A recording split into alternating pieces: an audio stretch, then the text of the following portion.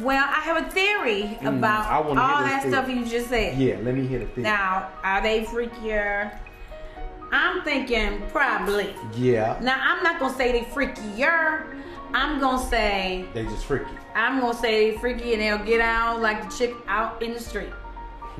And the reason why I say that, because they up in church, you know, masked and, you know, told, you know, don't do this and don't do that, all of that. So being told not to do it make you horny, huh? Well, make you want to do it. Well, you know, everybody's sneaking. Everybody's sneaking around. Everybody's sneaking around doing the exact same things that the world is doing. Yeah, now, but if is you in it church right? and is you know it right? it's not right, why you it's doing wrong. it? It's wrong. Okay. But they women, they're women, and yeah, they saved, but they're women going through the same stuff. Women with needs.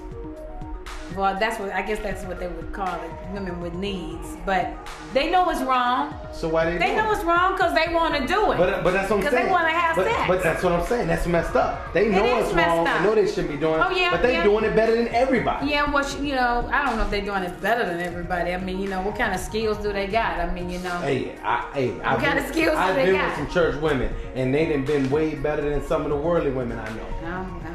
Well, So I'm talking about skills. I'm talking about, you know, they women. Skills. They women, and they're in the church. Yeah, they in church, but they doing everything that every other woman is doing. They doing the same thing. Now, let me ask you this question: should we judge them about that? Should we judge them? Because I don't. Well, you know,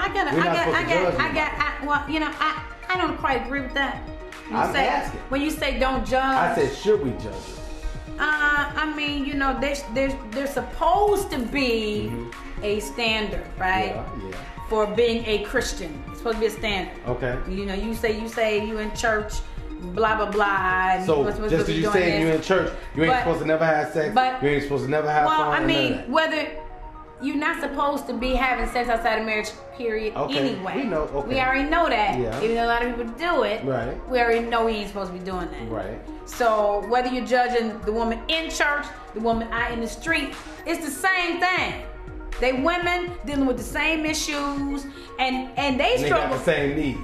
Well, they have needs just like everybody else, but they fall prey to the same thing. To game. To game, man. Okay, right. Because there's a lot of guys in church that's running game. Exactly. So it's so much of that. Oh yeah, but you got the Playboy. So even though they run a game, what they got to do with once they run that game, you come out freakier than ever. Well, because they thinking that that's gonna get the guy. Same way the girls in the street think. They thinking if they set it out, maybe he'll want me, maybe he'll marry me. Stupid. It ain't gonna happen. But they think that. They think that. Just like the girls in the street. So what do you think? Why do you go to church dressed like that? I go to church dressed like me. Okay. So you ain't trying to get no man? Hell no. Okay. At church? Am I trying to get a guy in church to look at me? Why not?